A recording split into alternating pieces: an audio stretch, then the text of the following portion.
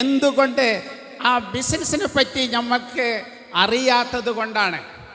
അപ്പോൾ എനിക്ക് പറയും, ഇന്ന് UK വരെ ഞാൻ ബിസിനസ് തുടങ്ങാണ്. ഇപ്പം 8 ഔട്ട്ലെറ്റ് നമ്മൾ UK സ്ഥലം കണ്ടുവച്ചിട്ടുണ്ട്. ഒരു മാസം മുമ്പ് ഞാൻ UK യൂറോപ്പിലും ഇറ്റലി പാരീസിലൊക്കെ ആയിരുന്നു. ഞാൻ ഇംഗ്ലീഷ് എഴുതുകയോ വായിക്കുകയോ ചെയ്യാത്ത ഒരു വിദ്യാഭ്യാസം ഇല്ലാത്ത 4ാം ക്ലാസ്സുകാരനാണ്.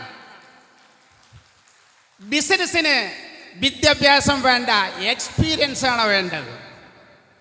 ഇന്ന് 600 കോടിൻ്റെ ടേൺ ഓവറുള്ള കമ്പനി ഞാൻ ഒരാളാണ് മാനേജ് ചെയ്യുന്നത്. എൻ്റെ കൂടെ 2 കുട്ടികളുണ്ട്, അവർ വർക്ക് ചെയ്യുന്നുണ്ട്. പക്ഷെ അവർ കോടീശ്വരൻ്റെ മക്കളാണ്. ഞാൻ പാവപ്പെട്ട എൻ്റെ വാപ്പ അലുമിനിയം തലയിലേറ്റ് കൊണ്ട് നടന്ന അവരുടെ മകനാണ്. അപ്പം കഷ്ടപ്പാട് എന്താണ് എന്നുള്ളത് എനിക്ക് ശരിക്കറിയാം. കഴിഞ്ഞ വർഷം ഈ നാട്ടിൽ ഞാൻ 40 വീട് പാവങ്ങൾക്ക് വെച്ചു കൊടുത്തു. എന്തിന്? ഞാൻ ഓല വീട്ടിൽ താമസിച്ചപ്പോൾ ഞാൻ മഴ പെയ്യുന്ന വെള്ളം എല്ലാം എൻ്റെ ദേഹത്ത് വീണിരുന്നു. ആ ഓർമ്മ കൊണ്ടാണ് ഞാൻ പാവപ്പെട്ടവർക്ക് ഇത്രയും ചാരിറ്റി പ്രവർത്തനം നടക്കുന്നത്. പൈസ വന്നപ്പോൾ മനസ്സിലായി പൈസ കൊണ്ട് ഒന്നും നേടാനില്ല എന്ന്.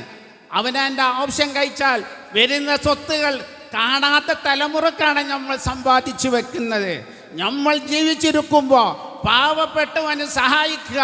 കാരണം 5 നേരം നമസ്കാരത്തിൻ്റെ മുമ്പ് ഒരു നേരം നമ്മളെല്ലാവരും മരിച്ചു പോകും. ഖുർആനിൽ 46-ാമത്തെ ഒരായത്ത് പറയാണ്, അൽ മാലു വൽ ബനൂന സീനത്തുൽ ഹയാത്തദ് ദുനിയ ബാഖിയാത്തു സാലിഹാത്തു ഖൈറിൻദ റബ്ബിക സബാവും ഖൈറും അമല. നിനക്ക് നിന്റെ സ്വത്ത് മുതൽ ഇതൊക്കെ നിനക്ക് അലങ്കാരമാണ്, ഇതൊന്നും നിൻ്റെതല്ല. നീ പറയും അതെൻ്റെത്, ഇത് എൻ്റെത്, അത്ര കോടി എൻ്റെത്. നീ പോകുമ്പോൾ എന്ത് കൊണ്ടുപോകണോ? 3 കഷ്ണം തുണി, അതല്ലെങ്കിൽ ഒരു പെട്ടി മാത്രം കൊണ്ടാണ് നീ പോകുന്നത്. ഖുർആന്റെ ലാസ്റ്റ് പറഞ്ഞു, ഖൈർ അമൽ, നീ ചെയ്ത പ്രവൃത്തി ഖൈർ അമൽ, അത് നിൻ്റെത് മാത്രമേ ഉള്ളൂ.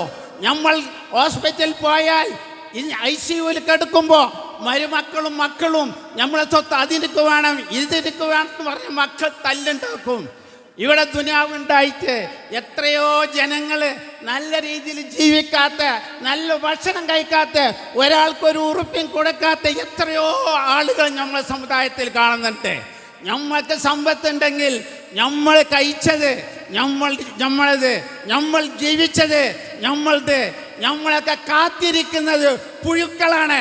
വെച്ച് കഴിഞ്ഞാൽ 15-20 ദിവസം കൊണ്ട് അസ്ഥികൂടം ലക്ഷക്കണക്കിന് പുഴുക്കൾ നമ്മൾ തിന്നിട്ട് എല്ലും മാത്രമാവും. അതുകൊണ്ട് എൻ്റെ പ്രസംഗം ഞാൻ നിർത്തുന്നു.